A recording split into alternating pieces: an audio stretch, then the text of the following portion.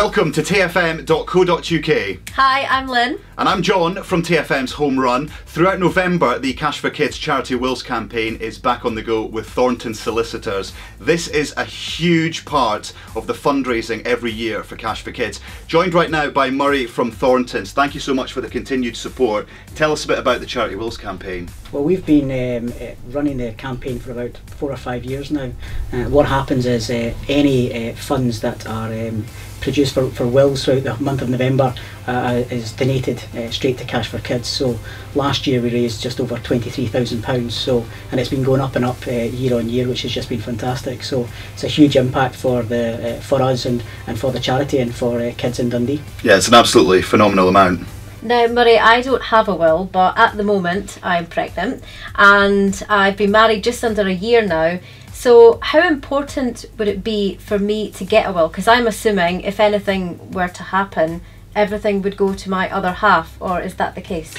Well, it would be the case. It depends on the amount of money that you've got. The rules in Scotland, if you die without a will, it isn't quite as straightforward as everything passing to your spouse as you may suspect. But the key thing really for you to have is to make a will, because firstly, it takes out any kind of doubt as to who receives your estate. But secondly, when your wee one arrives, it's to make sure that if something does happen to you and your husband, that you can put in place something like a trust to allow for some protection should your wee one be quite young, instead of receiving all the money at 16. So I think the key thing really is to get the will so that you can make sure that the people that you want to benefit, and they benefit in the appropriate way. Now, it's something that I haven't thought of before, so how easy would it be for me to get a will? Well, it's fairly straightforward. In the Cash for Kids month, what we would say is people tend to phone up and speak to one of the team, get booked in for an appointment. We then send them out a letter just with some ideas to what they should be thinking about before the meeting, particularly names and addresses, because people tend to forget about the address of their their brother, their sister, or what have you. And then they come in for a half-an-hour meeting. Sometimes it can be a bit longer, but invariably it's about half an hour where we take all the instructions.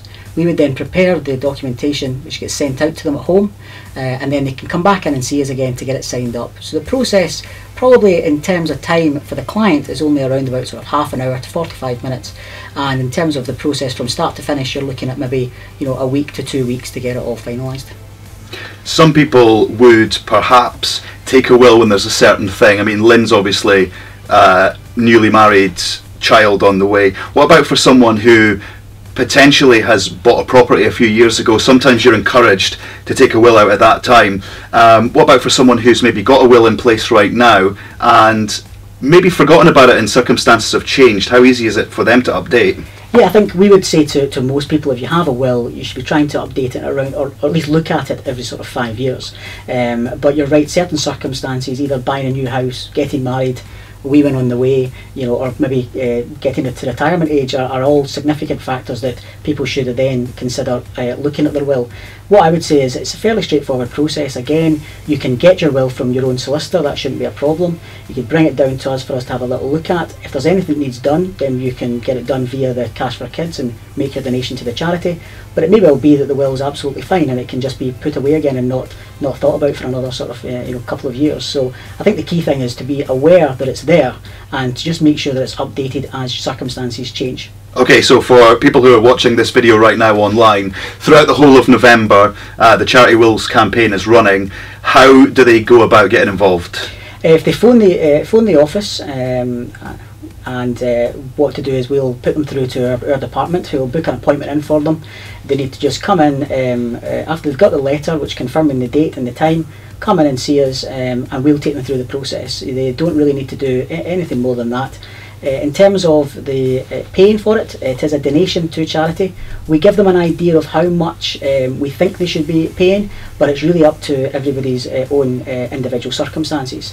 And when you come back in to get the will signed, the donation is taken at that stage, and at the end of November, the tally is calculated and a cheque is handed across to you guys at TFM. Yeah, it's absolutely amazing how much money is raised for Cash for Kids. All the details are up on this video at tfm.co.uk.